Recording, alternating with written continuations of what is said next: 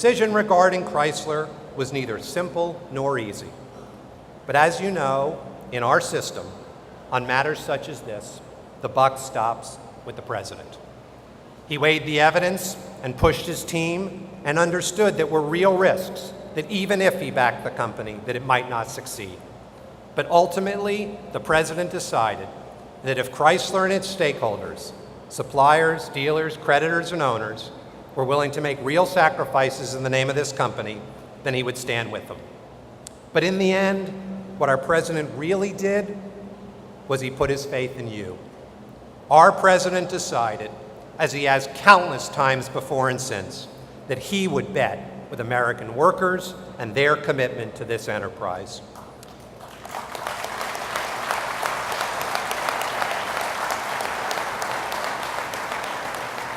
And so he did what government does in times of crisis. He lent this company a helping hand.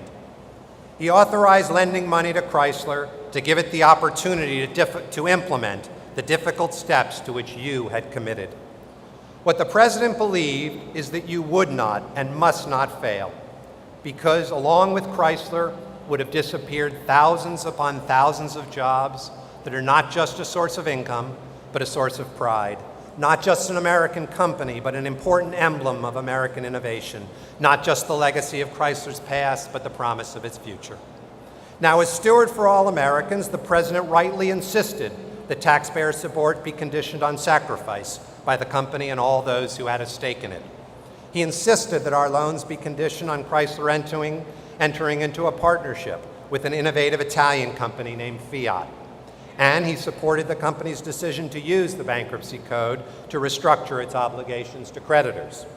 And for the record, I would invite those who maintain that the UAW did not share in this sacrifice to visit with the workers here who saw their factories closed, their benefits slashed, hours reduced, and pay scaled back during the restructuring.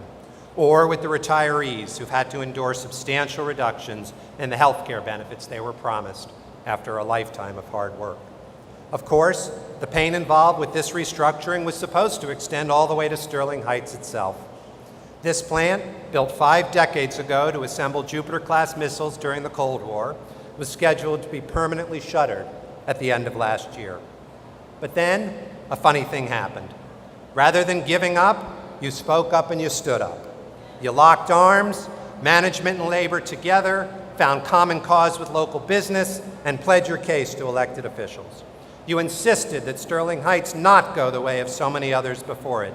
You demanded that Sterling Heights and all its supports, places like the stamping plant right next door, remain open for business. I just had the chance to walk the floor, so I got to see firsthand how, because of you, this plant is back to doing what it does best, producing great American cars with great American workers. In fact, if my family had not just bought a new Durango, and it is a sweet ride, I would probably be in the market for a 200 right now.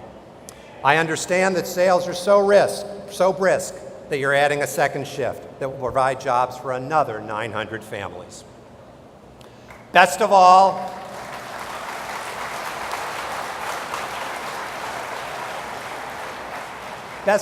we're seeing success stories like the one here at Sterling Heights play out all across the country. In Michigan, as well as in Indiana, Pennsylvania, Missouri, and all across our great nation. Since GM and Chrysler emerged from bankruptcy, the auto industry has added 115,000 jobs, the fastest pace of job growth in the auto industry since the 1990s.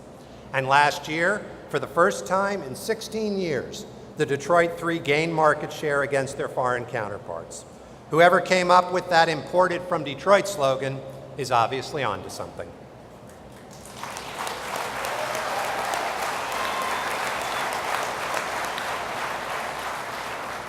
But perhaps the best news to date is what brings us here this afternoon.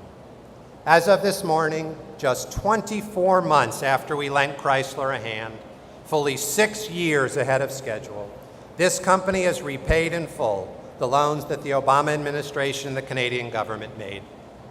This repayment means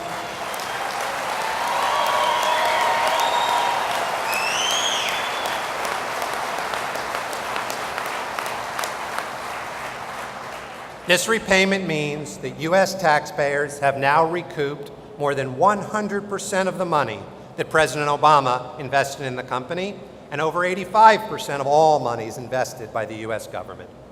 If that doesn't qualify Chrysler for Comeback of the Year, then I cannot imagine what would.